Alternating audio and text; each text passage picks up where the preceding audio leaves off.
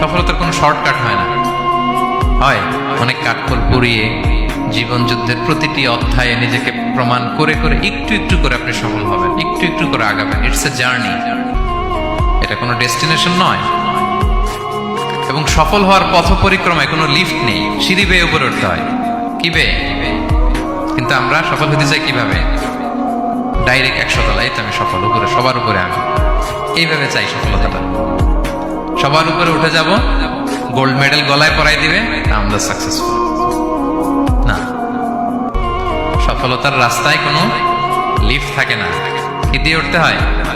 সিঁড়ি বেয়ে ঘাম জড়িয়ে উঠতে হয়। দেখেন, শুধু আলোর মুখ দেখার জন্য মায়ের পেটে আমাদের কত সময় লাগছে বলেন তো? জাস্ট একটু লাইট, হ্যাঁ, 9 মাস 10 মাস সময় লাগছে শুধু একটু আলো দেখবো আমরা।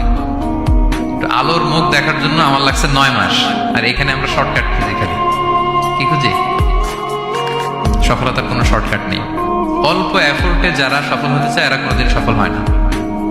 ইউসুফ আলাইহিস সালামের জীবনীটা একটু খেয়াল করেন, একটু একটু করে তিনি সামনের দিকে গিয়েছেন এবং সবশেষে ইজিপ্টের ফিনান্স মিনিস্টার হয়েছেন। এজন্য ধৈর্য ধারণ করতে হবে, নিজের সর্বোচ্চটুকু উজাড় করে দিয়ে আপনার রোলটা আপনি প্লে করবেন, এরপর আল্লাহ তাআলার উপর ভরসা রাখবেন। কিন্তু অনেক চেষ্টার পরেও যদি কাঙ্ক্ষিত সফলতা না পান, হতাশ হওয়ার কিছু নাই। কারণ বিশ্বাসীর সফলতা শুধু দুনিয়াতে না, বিশ্বাসীদের সফলতা আখিরাত পর্যন্ত বিস্তৃত। ওইটা আসল সফলতা। ফামান যুহজিহা আনিন নারি ওয়া উদখিলাল জান্নাতা ফাকাদ ফাজ।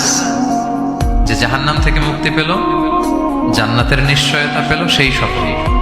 আমরা যেন সেই সফলতার জন্য অপেক্ষা করি, আমরা যেন দুনিয়া আখিরাত উভয় জাহানে সফল হতে পারি। আল্লাহ তাআলা আমাদের সবাইকে কথাগুলো বোঝার ও আমল করার তৌফিক দান করুন। হাযা মা ইনদি ওয়াল ইলমু ইনদাল্লাহ আলাইহি তাওয়াক্কালতু ওয়া ইলাইহি উনীব। ওয়াসসালামু আলাইকুম ওয়া রাহমাতুল্লাহি তাআলা ওয়া বারাকাতুহু।